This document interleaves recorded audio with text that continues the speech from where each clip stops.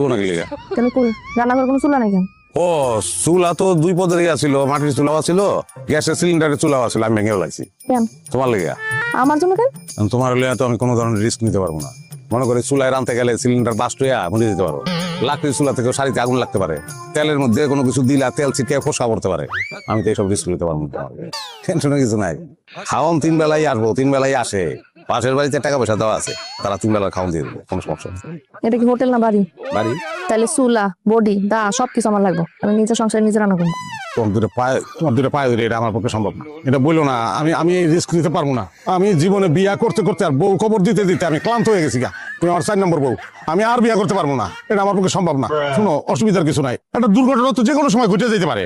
দরকার কি খাওয়ার আসবো, তুমি রাজরানীর মতন থাকবা, তোমার কোনো কাজ টাজ করতে হবে না, ঠিক আছে? কোনো কাজ করবে না তুমি। আমি অন্য মাসে রান্না খাইতে পারবো না, নিজে রান্না করবো নিজে খাবো। আর যদি সেটা না হয় তাহলে কিন্তু আমি না খাই থাকবো, কিচ্ছু খাবো না, পানি পর্যন্ত খাবো না। মানুষ